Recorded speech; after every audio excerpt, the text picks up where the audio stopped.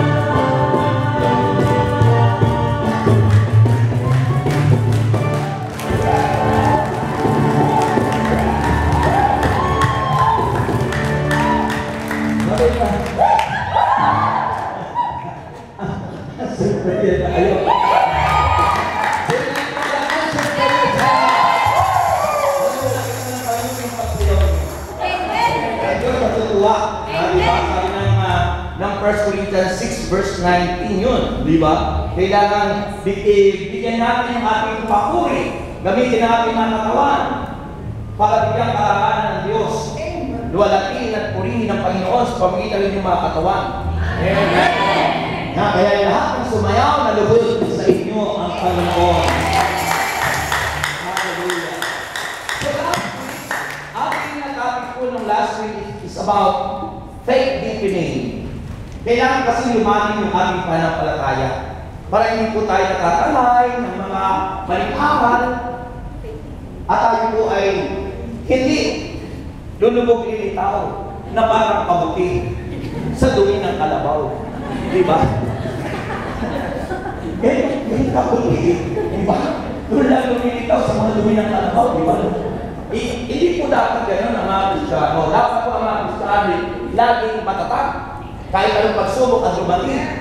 At naging matatag ang mga tunay na Kristiyano kung ikaw ay malalim ang pundasyon ng pananampalataya sa ating Panginoong Jesucristo. Kaya sabi ko ng Hebrews chapter 11 from verse 6. Sabi ng verse 6 ng Hebrews chapter 11, and without faith it is impossible to please God. Amen. Narinig niyo yun.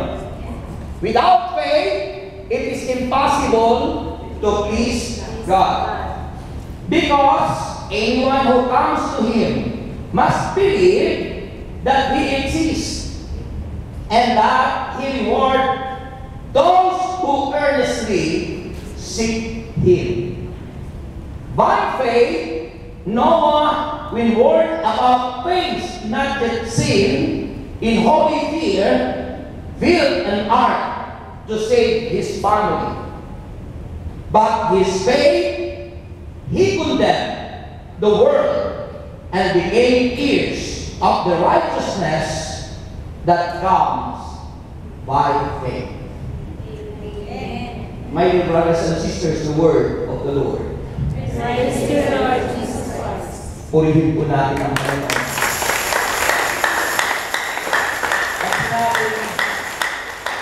At sinabi, the word of the Lord, ang sagot dun ay, thanks be to God. Pag sinabing, the gospel of the Lord Jesus Christ, ano sagot? Praise to you, O Lord Jesus Christ. Purihin natin ang Panginoon.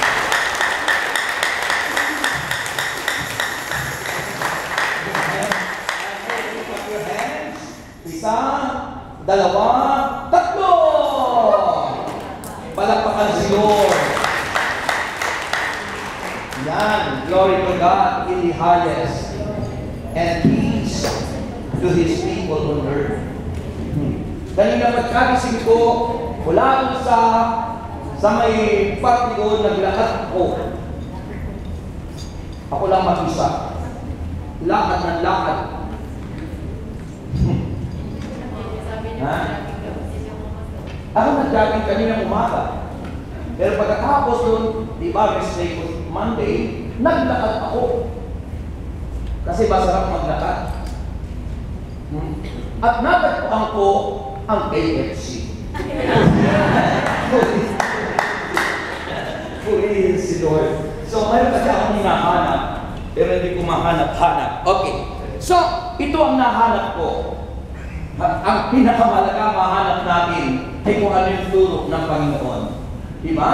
Sabi ng Panginoon sa John 8, verse 31-32, kung patuloy kayo susunod sa aking aral, tunay na kayong mga alagad ko, makikilala niyo yung katotohanan at ang katotohanan ang magpapalaya sa inyo.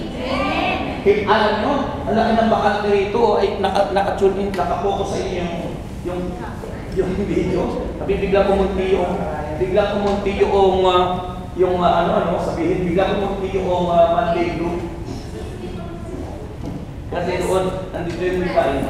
Okay. So, mahalaga po yung faith. Faith. So sabi natin last week, faith is an evidence of things hoped for. Kasi yung mga inaasahan po natin ay nakiklaim po natin because of faith. And without faith, you cannot please our God. Hindi po natin nalibigyan kaluran ang Diyos kung may isang tao ay walang pananampalataya sa Kanya. At alam po natin ang pananampalataya, it always focus on the Lord. Baka mamaya po hindi doon sa Diyos nakafocus yun, baka doon sa biyaya na tatanggapin natin. Ayaw ng Panginoon na ang faith natin ay nakafocus doon sa ating tatanggapin. Ang gusto ng Panginoon ay doon sa Kanya na nagbibigay ng biyaya, nakatuon yung ating pananampalataya. Amen! Baka mamaya doon sa gamot, nakatuon. Hindi doon sa dakilang mga gagamot. Dapat sa dakilang mga gagamot para gumaling ka. Amen! Ha?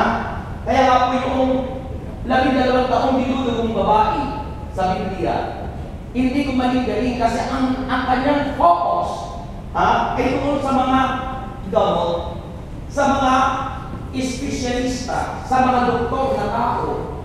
Kaya sabi doon sa Bible, naubos na ang lahat ng kanyang kayamanan dahil sa kapapagamot, sabi doon. Dahil sa kapapagamot, naubos yung kayamanan niya. O di ba maraming tao ganun, pag gusto yung kayamanan, saka lang pupunta sa El Shaddai. Pag may cancer na, pag mayroong sakit ka na hindi na gumaling-galing at sasabihin ng doktor, hindi na kaya, saan pupunta sa Diyos? Lahat siguro ng napakalitaan, pinaghihimalaan, pinuntahan na. Kahuli-ulihang pinuntahan, El Shaddai, D-W-N-I. Jealousy. Ha? At kung pumunta doon, yung babaeng yun, nakit niya ang pilit ni Jesus. At kung nakit niya yung pilit ng Panginoon, remember, faith is coming by healing, and healing by the Word of God.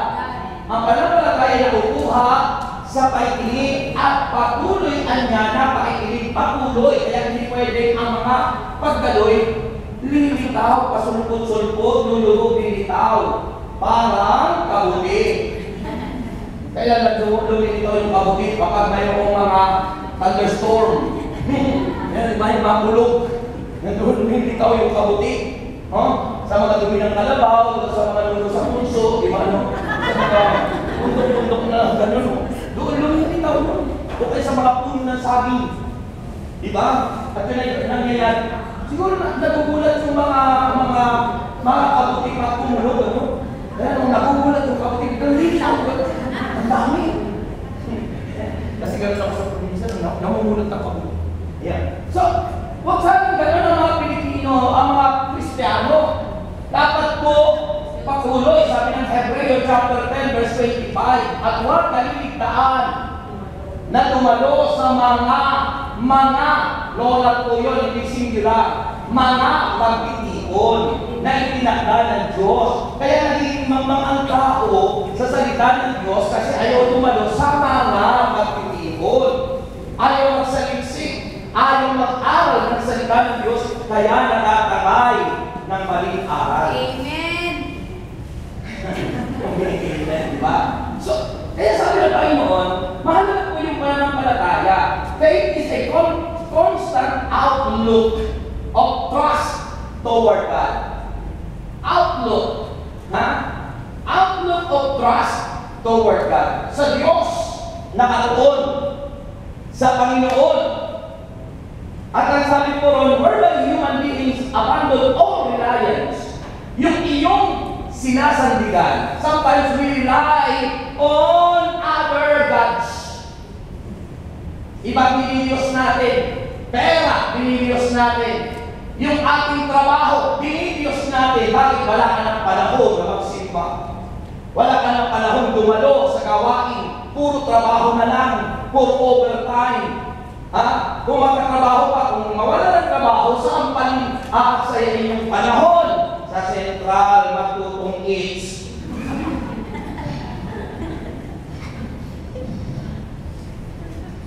Diba? Maraming ganun. Sabi ko sa katabi, may ganun. May ganon. Ganun sagot. Meron. Meron, di ba? So, yung reliance natin, kung saan tayo nag-rely, ialis natin yun. Doon sa Diyos lang tayo mag-rely. Doon lang tayo umasa sa Diyos. Kaya sabi ng Bible, abandon all reliance on their own efforts and put their full confidence in God. Full confidence. Yung buong tiwala ay dapat sa Diyos lang. Hindi doon sa boyfriend. Hindi doon sa Mumbai na nagpapautang ng 5-6. Hindi doon sa pawn shop na nasa isip lagi magsasalita. Hindi po doon sa mga utahan, kundi sa Diyos lang nakatuon ang iyong tiwala o confidence sa Kanya lang. Amen! At sa Kanyang salita at sa Kanyang mga pangako. Amen. Nakatuon ang sarili mo sa Diyos, sa Kanyang salita at sa Kanyang mga pangako. Amen. Thousands of God's promises. Remember that? Kung mahigit 1,000 pangako ng Diyos, hindi lang 1,000, may natatandaan ba kayo?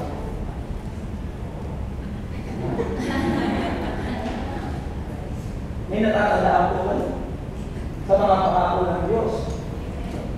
Ano yung natatandaan nyo? Love you,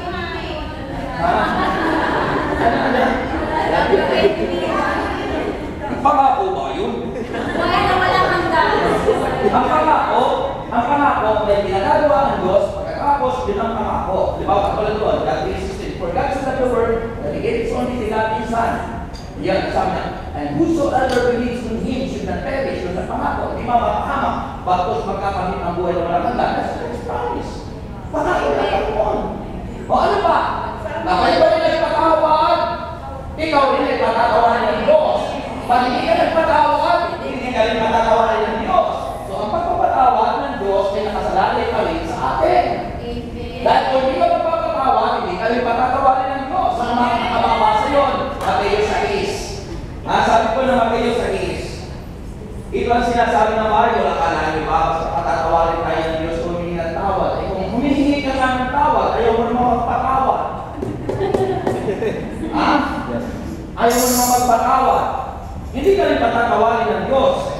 Sa ganito lang, verse 14. Matthew chapter 6, verse 14. For if you forgive men when they sin against you, your heavenly Father will also forgive you.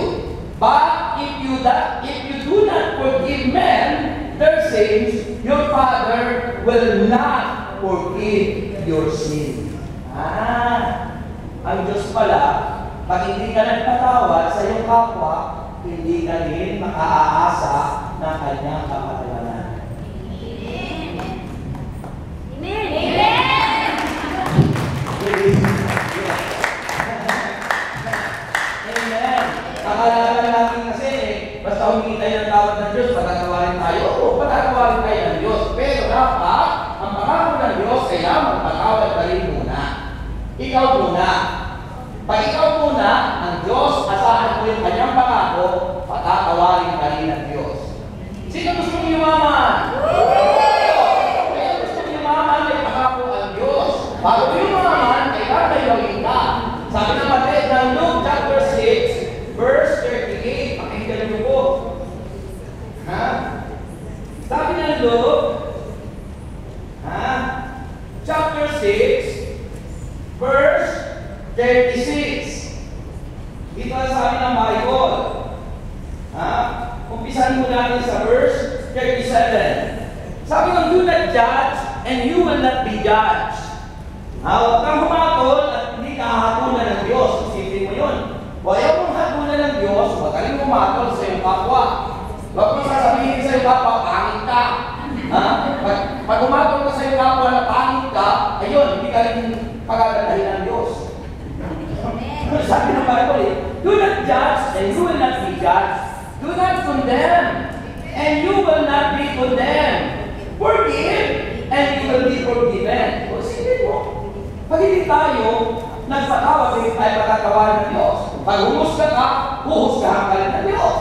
O diba? At ito ang pagpapayaman. Sabi ng Bible, give and it will be given to you.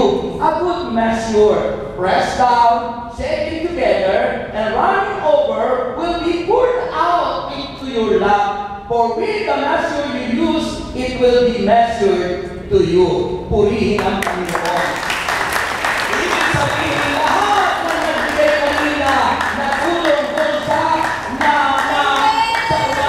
China ay pagpaparami ng Panginoon. Second correction. So, yun ang susi ng kasaganaan. At yun ay nagagawa ng tao because of faith. Sabi niyo, faith. Faith. Pag ang tao walang pananampalataya sa Diyos, hindi mo yan magagawa. Amen. Amen po ba? Amen. So, what is the nature of faith? Ano po ba ang nature of faith? Piniginaw ko si Sir.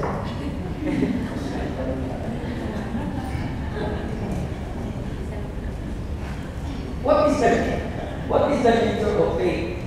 Sabi ng Bible, the nature of faith, it always includes confidence. A nature of faith, it always includes confidence. What is confidence? Tiwala sa Diyos. Kumpiyansa sa Kastila. Kumpiyansa sa Kastila, sa Tagalog ay tiwala. May tiwala ka sa Diyos. At ang sabi ron, confidence in and commitment. Yan. Hindi lang tiwala kundi yung commitment. Ano ibig sabihin ng commitment? Yung pagtatalaga mo. If you are committed to God, ibig sabihin you give your your life. You give yourself to God. Committed. Mayroon ng mga taong committed ang isip. Committed rin po yun. Committed yung ba? Diba yung isip? Lumikit. Kumikit. Diba yun? So, mahal yung committed yun. Ipinitiwala ko. Sabi ni Father kanina, ay, bakit mo nasasabing ikaw ay, Lord, I offer my life to you. Yung awit, Lord, I offer my life to you. Ay, hindi naman tayo ang pwede magpita sa ating sarili. Bakit? Ay, bakit natin nasasabi yun? Sapagkat we rely only on God. Ha? Dahil sa Diyos lang tayo nagtitiwala, ang ibig sabihin ng Lord, I offer my life to you, ibig sabihin nun, wala kang magagawa, tanging ang Diyos lang ang may magagawa, kaya binibigay mo ang sarili mo sa Kanya. Amen! Ikaw hindi mo binibigay ang sarili mo sa Kanya para baga ay mas magaling ka pa kaysa sa Diyos. Inaasahan mo yung iyong lakas, ang iyong sarili. Pero remember, ano yung sabi ng isang idiom's expression? No man is an island. Di ba? Walang taong pwede mag-isa. Dahil kailangan mo ang Diyos. Ang Diyos pwede mag-isa. Kahit walang tao, andyan ang Diyos. Pero ang tao, kapag nawala ang Diyos, wala ka. Because God is your life. Sabi ni Cristo, John 14:6, I am the way, the truth, and the life. Kaya pag ang Diyos ay nawala, ang tao walang buhay. Patay tayong lahat. Amen? Kaya ang tao, kahit wala yung tao, may Diyos. Pero yung tao, kapag wala yung Diyos, wala tayo. John 15 verse 5, di ba? Without Him, we cannot, without Him, we can do nothing. Kung wala ang Diyos, wala kang magagawa. Bakit? Yung lakas mo ay sa Diyos sulit. Yung iyong paningin sa Diyos sulit. Kaya ka nakapagsasalita sa Diyos sulit. Ha? Kaya ka nanginginig sa Diyos sulit. Tumingin ng Diyos. Kaya all created by God. Wala na tayo na nagmamalaki. Lahat ay pag-aarya ng Diyos. Pagkatapos sabi ni Isaac, tatatanggal niya sa kanya, kapalitan kung ano. May magpapakasal na sa kapwa ko babae, kasalanan na sa Diyos yan. Napakalaking kasalanan sa Diyos yan. Yung magpakasal ka sa kapwa mo babae, paglaban sa Diyos yun. Paglaban sa Diyos. Ha? Mas marunong ka pa sa Diyos. Yung pagkatao natin, bigay ng Diyos kung ano ang ating sarili. Yun ka! Yun ka! Huwag isip! Hindi ka ikaw! Ikaw yan!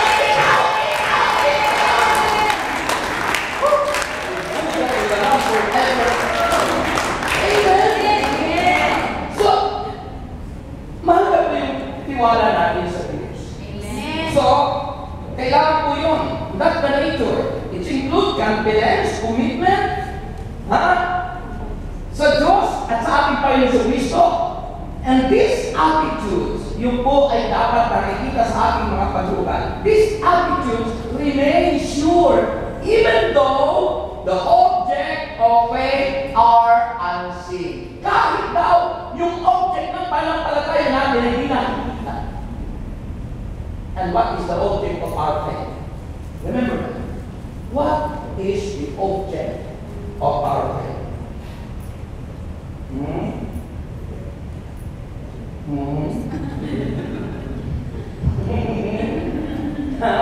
What is the object of our faith? First and friend, God. God is the object of our faith, even though that we cannot see Him. Hindi natin siya nakikita. Because of faith. Kaya nandito na naniniwala ka ng Diyos, sa kabila na hindi mo naman siya nakikita. Ha? May nakakita na ba sa inyo sa Diyos? Ha? Pero bakit ka naniniwala? Because you have faith. Nasa kanya lahat doon. Hindi ka naniniwala sa Diyos dahil may ribulto, may picture. Yung ang mukha talaga ni Kristo. Yan po ay imagination lang. That's only a remembrance, that's only for praying the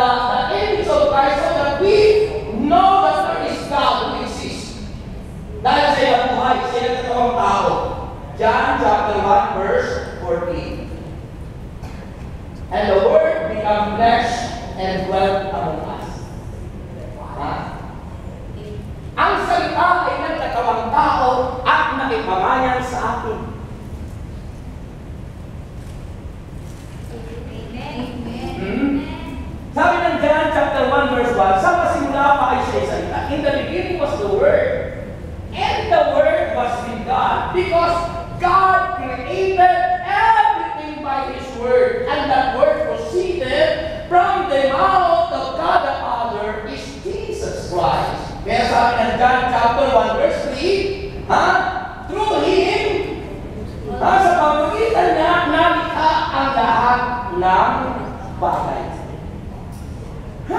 Amen. Sa pamamagitan ni Kristo, lahat ay nalikha. Eh si Kristo kasi yung salita ng Ama na bumubukal sa kanyang mga labi.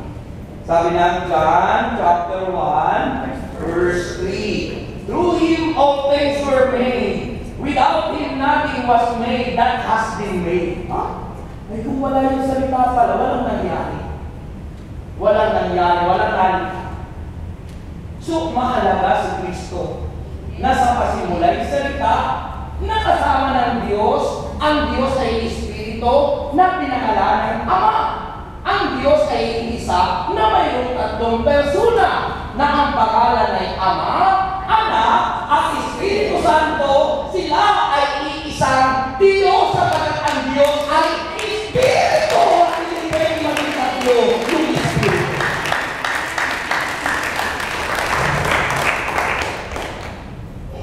Amen. Dali-dali naman unawaan. Bakit hindi maunawaan mo? Bakit kasi tayo ng mga Katoliko, tatlo yung Diyos? Hindi mo naman mo, God is the Spirit and there is only one God because there is only one Spirit.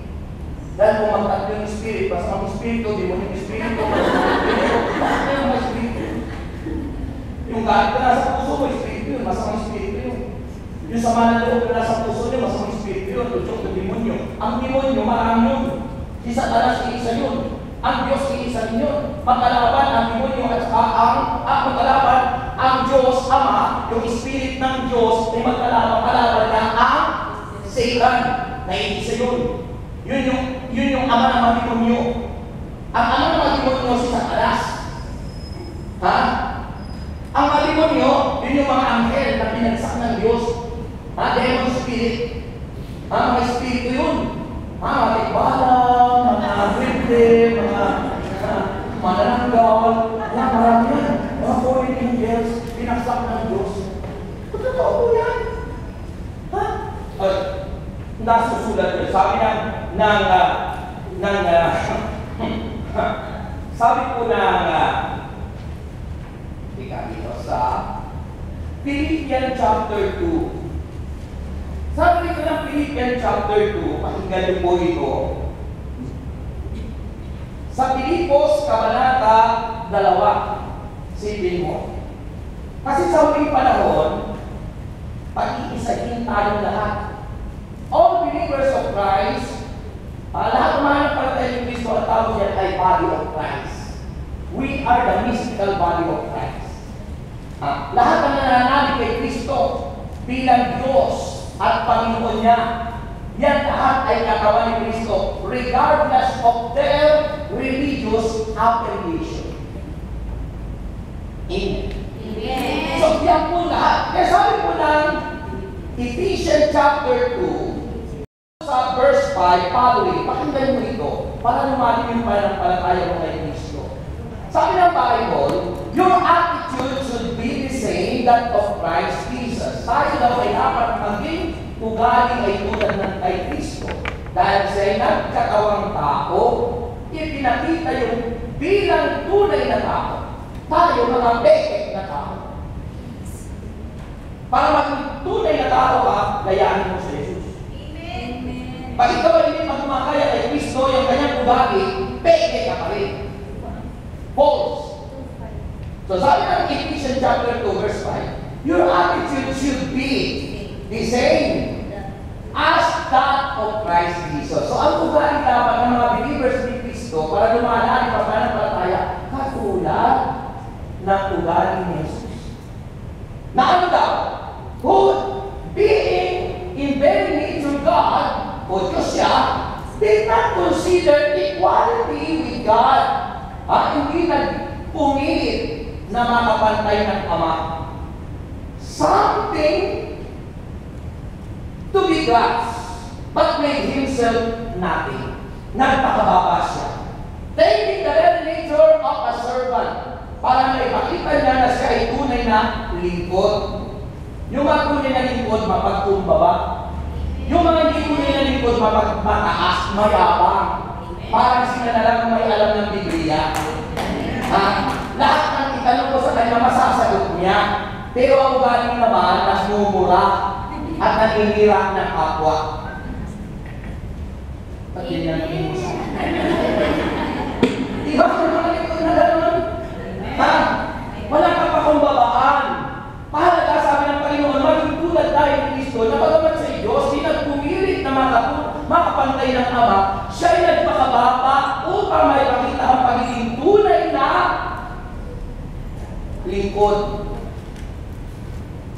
Tunay na lingkod.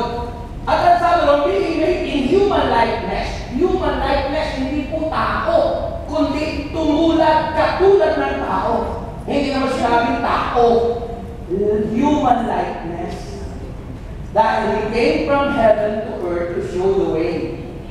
Inaawit pa natin yan, di ba? And sabi ron, and being found in appearance as a man, o nag-appear, nagpakita, nagulad ng tao.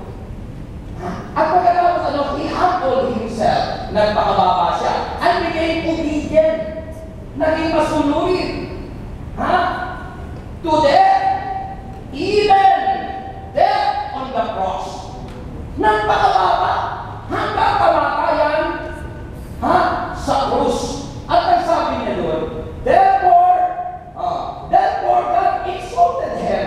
Dahil sa pagkakita ng Ama sa kanyang ganun bilang anak, naging masunurin, itinampok siya, itinanis siya. Exalted Him to the highest place and gave Him the name that is above every name. Pangalan higit sa lahat ng pangalan. At ito na, ang napaganda sa barang. That at the name of Jesus, every knee should bow. Hindi sinabing ang mga Katoliko lang ang luluhod. Hindi sinabing mga Protestant lang ang luluhod. Sabi nito, every knee should bow. In heaven and on earth. Yung mga nasa langit at maging nasa lupa. Under the earth. Maging nasa ilalim ng lupa. Ano kaya yung nasa ilalim ng lupa? Yun ang mga calling angels. Yun. Alam naman bulaki yun. Wala nang tuhod yun. Yun yung mga binagsak ng Diyos noon. Sila pagdating ng panahon ay kikilala sa Diyos. Lahat ng mga tao, lahat ng may tuhod niya ay tuluhod. Lahat ay kikilala sa Kristo. Kaya nagiging kay Kristo, kahit hindi na nagpipito, dahil ng panahon. Dahil ang Diyos ay may kontrol. Darating mga palang ganun, bakit pa ako mag-religyon kay Kristo na sa ating tao lang siya? Hindi ko, maniniwala ako may palang. Makibagating naman pala yun. Ito ang sinasabi. And giving the name that is above every name, that at the name of Jesus, every knee should bow in heaven and on earth and under the earth, and every tongue confess. Ang lahat ay ng dila at labi ay magsasabi na si Kristo ay Diyos, Panginoon. Alam niyo na lang ang ibig sabihin ng Panginoon? Sa Bible, pag sinabing Panginoon, it means God. It means God. Iba naman yung Panginoon na Lord of Weapon, Lord of the Ring, Lord of Lord. Iba po yun. Drug Lord. Iba po yun. Iba po yung praise the Lord. Hallelujah. Praise the Lord. Mga kapatid, alam nyo, pag tayo pinalinlang ng demonyo, alam mo, ang pang-alam ko ng demonyo is deceiving spirit. Deceiver siya. At marami na pong maliit na deceive. Pagdating naman ang huling panahon, pag-iisahin, regardless of religious affiliation, at the end of this world, yung sinasabi, pagdating ng pagtunog ng trompeta ng Diyos, ang lahat ay luluhod at magsasabing si Kristo ay kaya mapalad kayo. Dahil alam nila po yan. At manalangin kayo. At magtiwala. At mag-akay kayo. At magsabing, si Kristo na nga ang Diyos. Purihin na tayo.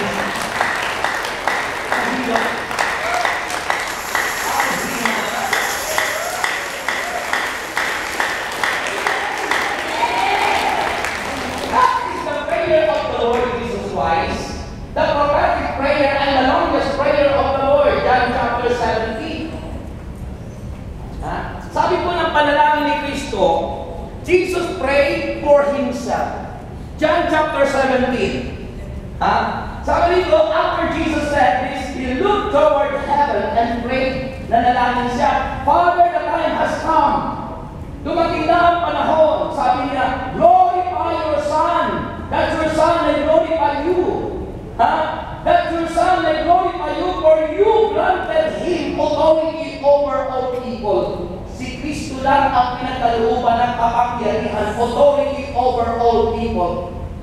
Ay pagkatapos i-reveal mo si Kristo, ayaw mong tanggapin bilang yung Panginoon, tagapagligtas. Ay samantalang siya ang binigyan ng Diyos, Ama, ng all authorities and power. Solomon, for you granted Him authority over all power, that He might give eternal life. Ibigay ang authority kay Kristo para si Kristo ang magbigay ng buhay na walang hanggan. Eh kung ibinigay na lang sa Ama, tapos kung ibinigay na lang kay Kristo. Yung authority para tayo bigyan ng buhay na walang hanggan. Pagkatapos babaliwalain mo si Kristo, didiretso sa Ama. Ama! Ama! Ama! Hindi ka dumaan doon sa way, sabi niya, I am the way, the truth, and the life. No one can come to the Father except through me. Kasi binigay na kay Kristo ang lahat. Amen. Ibinigay na kay Jesus ang lahat. Ang ganda.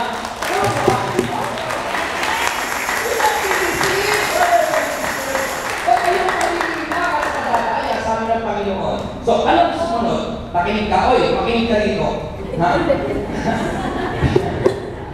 To all those who have given Him, now this is eternal life. Ito ang buhay na walang hanggan. God. That they may know you, yung makilala ka niya, sabi niya, makilala ang Ama, the only true God, and Jesus Christ. Makilala mo ang Ama at si Kristo, whom you have sent. Si Kristo na iyong sinugo, ang nagsugo ang Ama. Hindi kung sino ang nagsugo. Wala akong ibang sinugo. Ang Diyos lang, ang Panginoon lang ang sinugo ng Ama. Pagkatapos makinig ka. Makinig ka. I have brought you glory on earth by completing the work you gave me to do. Ibinigay ka rin kay Kristo yung lahat ng misyon na gagawin niya para maligtas ang tao. Amen. Kaya kailangan mo si Kristo. Dahil siya ang tagapagligtas. At pagkatapos, sabi doon, I have brought you glory on earth and completing the work you gave me to do. And now, sabi niya sa prayer, Father, glorify me in your presence with the glory I had with you before the world began. Isipin mo yun. Before the world began, nandun na si Jesus. Amen. Amen. Bago pa mag-umpisa ang mundo, Amen. at pagkatapos, sabi niya, I have revealed you to those whom you gave me. Yung mga binigay sa kanya raw. Ang Ama ang tumawag at tumira sa atin. Binibigay tayo kay Jesus. Ang Diyos Ama ang nananawagan. At binibigay tayo kay Jesus, pinagkakatiwala sa Panginoon. Because He is the way, He is the truth, and He is the life. Amen. At sabi niya dyan, and no one can come to the Father except by me. Amen. At ang sabi niya, they were yours. Sila nga ay sa'yo. You gave them to me, and they have obeyed your word. salita na pinapahayag ni Kristo ay sa Ama. Amen. Alam mo naman sa lolo o sa lola. Sabi mo, now they know that everything you have given me comes from you. O lahat ng binigay ni Kristo ay sa Ama. So tayo yun. At sabi niya, for I gave them the words you gave me. And they accepted them. Tinanggap natin yung kanyang salita. They knew the certainty that I came from you. O, makikilala natin, nalalaman natin na si Kristo ay mula sa Ama. And they believe, naniwala daw tayo, that you sent me. I pray for them. I am not praying for the world. Hindi yan ako nanalangin para sa libutan, but for those you have given me. Yung mga sumampalataya kay Kristo, binigay ng Ama sa Panginoon. For they are yours. Sapagkat sila ay sa iyo, Ama. All I have is yours. Ang lahat ng sa akin ay sa iyo, Ama. And all you have is mine. At ang lahat ng sa iyo ay sa akin. And glory has come to me through them. I will remain in the world no longer, but they are still in the world. Tayo ay nananatili pa rin sa mundo ito. And I am coming to you. Sabi ng Panginoon, Holy Father, protect them by the power of your name. Pakinggan ito. Protect them by the power of your name. The name you gave me, so that they may be one as we are one. So, pag tumawag ka kay Kristo, pangalan na rin ng Ama, at ang tinatawagan mo ay ang Ama. Sapagkat sabi ni Kristo, ako, ang Ama ay isa. Ano? Sapagkat ako, purihin natin ang Diyos.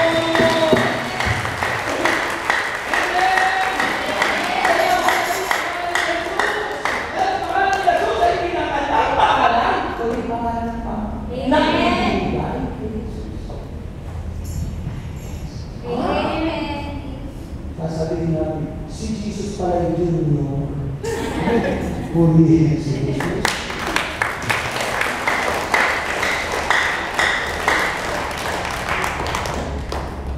Pangalan ng Diyos. So tandaan nyo, ang Diyos ay Spirit. Iba yung persona, iba yung pagka-Diyos. So, yung pangalan ng Diyos ay pinagkatiwalaan kay Kristo na ang pangalan ng Diyos ay Kristo. Bakit? Ano bang ibig sabihin ng Kristo? Ano bang ibig sabihin ng Jesus Christ? Savior. Ano ba? Ito, at ating sasabihin sa inyo. Ang ibig sabihin po ng Christ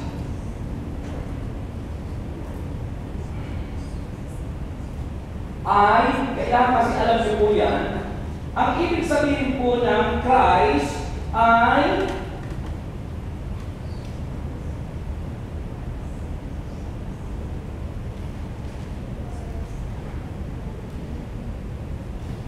Christ. Yan. Ang ibig sabihin po ng Christ, it means the anointed one.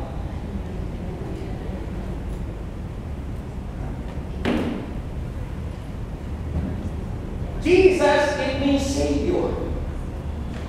Tagapagligtas. Kaya, mahalaga po yung salitang Christ, mga kapatid. Kaya pag sinabing, ikaw ay Christian, ibig sabihin, ikaw ay iniligtas na ng ating tagapagligtas.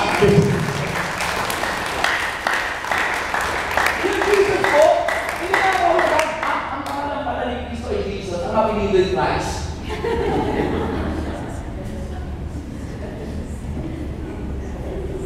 So, ibig sabihin po na Jesus Christ, the anointed one, the holy one, the Savior of all mankind. Siya po yung tagapagligtas. At pag in-analyze nyo ang Biblia, no one can save us except God. Walang pwede magligtas sa atin kundi ang Diyos. So kung ang paniwala mo kay Kristo ay hindi siya Diyos, hindi ka maliligtas. At maliligtas lang ang tao kung tatanggapin mo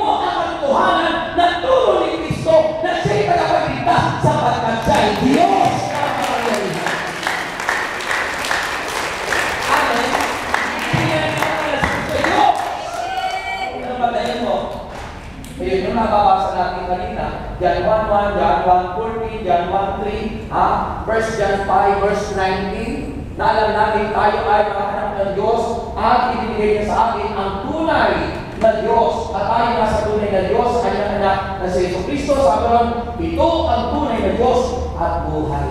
Ito ang lahat. Amen. John 4:6, I am the way, the truth, and the light. Remember, in definition in the Bible, light is God. So, kung sinabi ni Cristo that He is the light, Jesus, it means to say that Jesus is God. Amen. Amen. Amen. Si Jesus.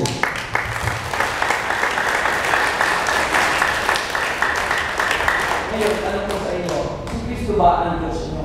Amen. O yung pera nyo ang Diyos nyo? O yung trabaho nyo? O yung employer nyo ang Diyos nyo na? Para ba, pag wala yung employer, hindi ka na mabubuhay. Yung taong gano'n. Sabi nga ni Father na ito, para daw ang ating heaven na ay pungpong. Para daw ang heaven natin ay pungpong. Hindi pa po heaven dito. Kung nakakatingin ka man ng kaligayahan dito sa Hong Kong, na dahil ko ay pinagpapala, yan ay pagkikin lang ng Diyos. Dahil ang tunay na kaligayahan natin ay ang langit. Ang tunay na kaligayahan natin ay ang langit. Amen. So, okay. So, that faith is always focused on the Lord because He is our God. Sabi ng Hebrews chapter 12, verse 2, let us fix our eyes unto Jesus. Inuunyuan niya ang inyong mga paningin kay Jesus. Ano yung paningin na tinutukoy? Not our physical eye, but our eye of faith. Yung mata ng pananampalataya natin na nakatuon dapat ay kay Kristo, hindi sa kung ano. Dapat nakatuon kay Jesus. Kaya ang Christian believers, they are Christ-centered or Christocentric. Ang tawag po sa Latin word, Christocentric. Sa English is Christ-centered. Nakatuon at nakasentro kay Jesus. Pag ang pananampalataya na hindi nakasentro kay Jesus, you are not Christian. Kaya sa inyong mga pag-apply ng inyong mga trabaho, ang nakasulat doon sa inyong application, what is your religion?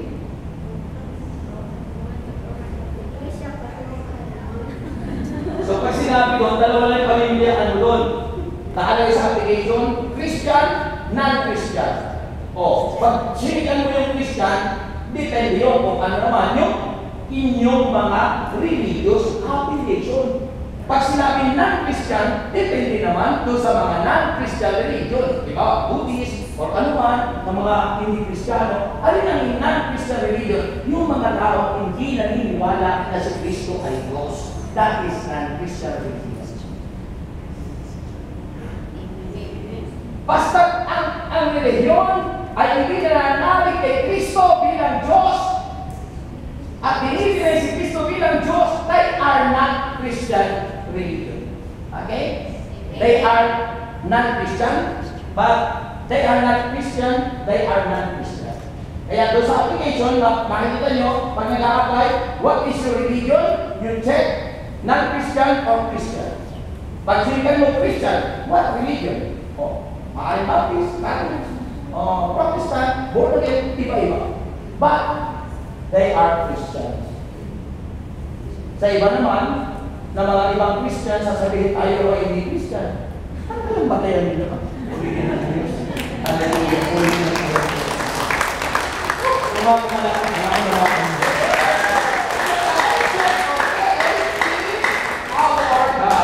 God as the object of faith. Kaya sabi ng Hebrews chapter 11 verse 6, and without faith you cannot please God. Because anyone who comes to Him must believe that He exists and that He rewards those who earnestly seek Him. May reward ang lahat na nagsusumikap na masumpungan ang Diyos. Magpalit loob sa Diyos. Yung ibig sabihin na, masumpungan ng Diyos, bakit mo hinahanap ang Diyos sapagkat tayo lahat ay naligaw? Sapagkat tayo lahat ay naputol ang relasyon sa Diyos. Kaya kailangan magbalik loob sa Diyos. Hindi na nahulugan. Kung tayo na may relasyon na sa Diyos, hindi na nahulugan ang Diyos ay nawawala. Ang tao ang nawawala sa presensya ng Diyos sapagkat tayo ang humiwalay sa Diyos. Amen. Pumili ng Panginoon.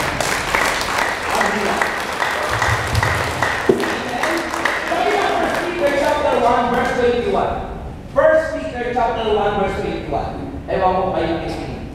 Nakikinig ba kayo? Amen. May natutunan ba kayo? Amen. Sabi ng 1 Peter chapter 1, verse 21. Pakinggan mo ito. Ito ang sabi ng Bible. Through Him, you believe in God. Sa pamamagitan niya, ikaw ay naniwala na Diyos. Who raised Him from the dead. Si Kristo yun. Binuhay na magmuli. And glorified Him. And so your faith and hope are in God. Isipin mo yun. Okay. Nahikinig. Amen. Pakinggan niyo po ito sinabi ko.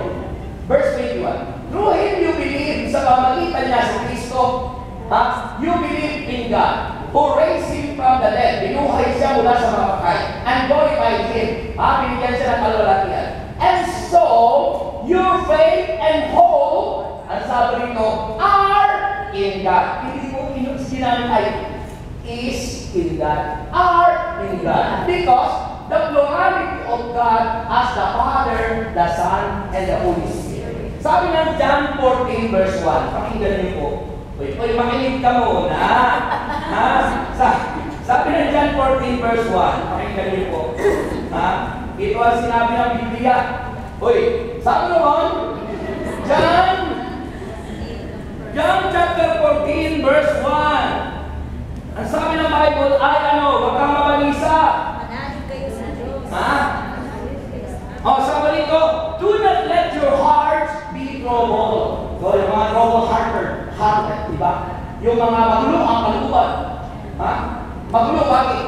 Mahal wala pang naniligaw, huwag ngayon. Sabi ng Bible, huwag kang magalala. Magkilala ka sa Diyos, huwag kang mabalisa. Kung may kailang palataya ka, humingi ka na ngayon, makakakulit ka. Sabi ko, do not let your heart be troubled. Trust in God. Magtiwala ka niya sa Diyos, then trust also in me. Kanino kayo magtitiwala sa Ama, sa Anak, at sa Diyos, Espiritu Santo? Magtiwala kayo sa Ama. Sabi niya, in my Father's house are many rooms. You know, in spiritual, yung rooms na tinutukoy ang bawat puso natin na nandun na nananahan si Jesus sa puso natin. Amen. Amen?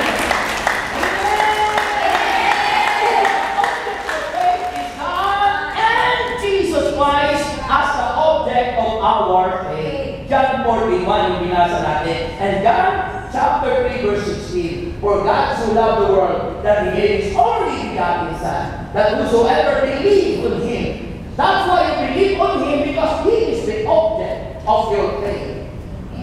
His name is Jesus. So the object of our faith is God the Father and Jesus Christ as God the Son. They will not sin. Hindi sila natin nakikita, but even though hindi natin sila nakikita, tayo nananampalataya sapagat sa'yo ating nararanasan at ating nalalamang. Amen. Amen. Amen.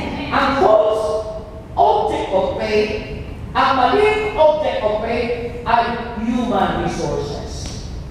Kung ang iyong pananampalataya ay sa sarili mo nakatuon, sa iyong lakas, pinagmamalaki mo yung sarili mo, pinagmamalaki mo yung ikaw ay kaya naging successful, ay dahil pinag-aralan ka, o dahil ikaw ay malakas, ikaw ay maraming pinagmamalaki. Isang click lang yan sa Diyos ay pwede mamalaki. Amen. Kaya magtiwala ka sa Diyos, buong puso at tubusan, at huwag kang mananaman sa sarili karunungan. Kayo kayong lahat. Sabihin niyo, Panginoon, patawarin mo po ako sa mga himala na hindi ko pinaniwalaan mula sa iyo. Tulungan mo ako na ganap na magtiwala sa iyo dahil dahil ikaw ang Diyos na dapat kong pagtiwalaan, sampalatayanan, tanggapin at santigan sa Espiritu at katotohanan. Iniaalay ko sa iyo, Panginoon Jesus, ang buhay ko, ibinibigay ko sa iyo, Panginoon Jesus. Close your eyes.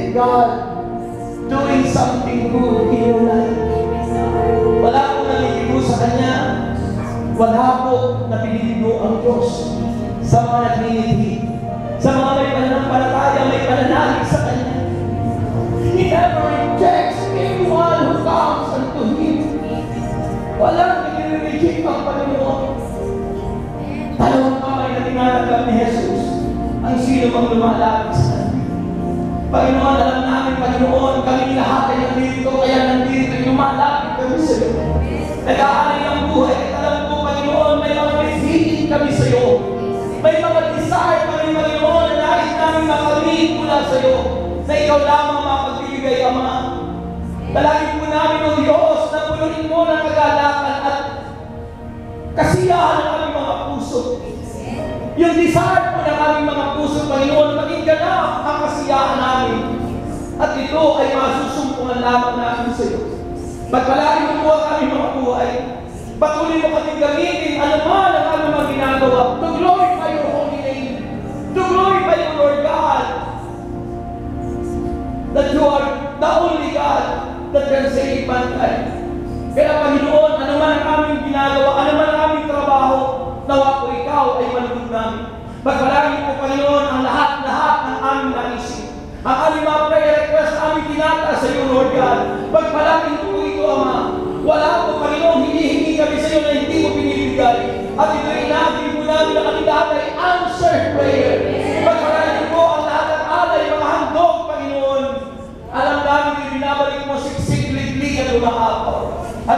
Ibinabalik po ang aming mga pamilya at mga anak ko, Diyos. Sa pangalan ni Jesus, and we claim, O Lord God, healing and deliverance. And we thank you, Lord God, as we sing, give thanks to the great Lord. Pasalamat natin. Hallelujah.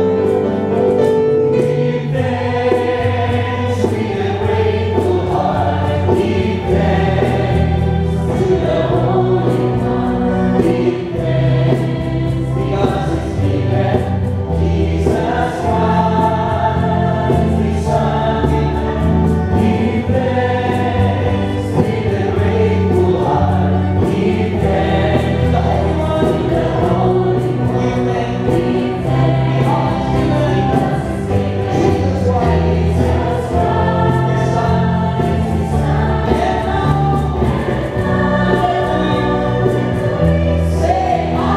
say I am.